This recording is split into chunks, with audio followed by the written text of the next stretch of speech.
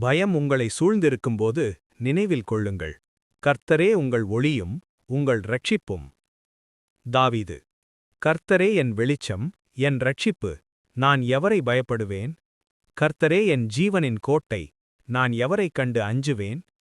என் மாம்சத்தை உண்ணும்படி துன்மார்க்கர் எனக்கு விரோதமாய் கிளர்ந்தெழும்போது, என் எதிரியும் சத்துருவும் தடுமாறி விழுவார்கள். ஒரு படை எனக்கு எதிராக முகாமிட்டாலும் என் இதயம் பயப்படாது. போர் எனக்கு எதிராக எழுந்தாலும் நான் அவர் மீது நம்பிக்கை வைப்பேன்.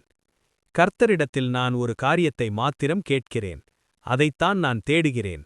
அது கர்த்தருடைய ஆலயத்தில் என் வாழ்நாட்களெல்லாம் தங்கியிருந்து கர்த்தருடைய சௌந்தரியத்தைக் கண்டு அவருடைய ஆலயத்தில் அவரை தேடுவதாகும். ஏனெனில் துன்ப நாளில் அவர் தம்முடைய இருப்பிடத்தில் என்னை பாதுகாப்பார்.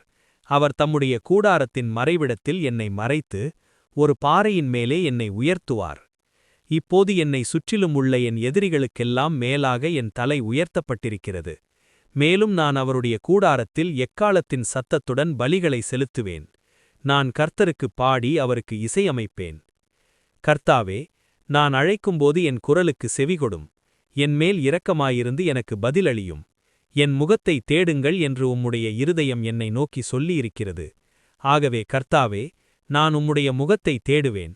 உம்முடைய முகத்தை எனக்கு மறைக்காதேயும். உம்முடைய ஊழியக்காரனை கோபத்திலே தள்ளிவிடாதேயும். நீர் எனக்கு உதவியாயிருந்தீர். என் இரட்சணியமாயிருக்கும் தேவனே, என்னை கைவிடாமலும் என்னை பறித்துவிடாமலும் இருப்பீராக. என் தாயும் தந்தையும் என்னை கைவிட்டிருக்கிறார்கள், ஆனால் கர்த்தர் என்னை ஏற்றுக்கொள்வார். கர்த்தாவே, உமது வழியை எனக்கு காட்டும்.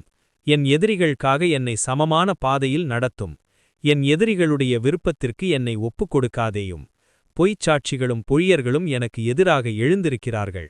நான் ஜீவனுள்ளவர்களின் தேசத்தில் கர்த்தருடைய நன்மையை காண்பேன் என்று நான் நம்பாதது போல. கர்த்தரிடத்தில் நம்பிக்கை வைப்பீர்களாக, பலப்படுவீர்களாக. உங்கள் இருதயம் நிலைத்திருப்பதாக. கர்த்தரிடத்தில் நம்பிக்கை வைப்பீர்களாக.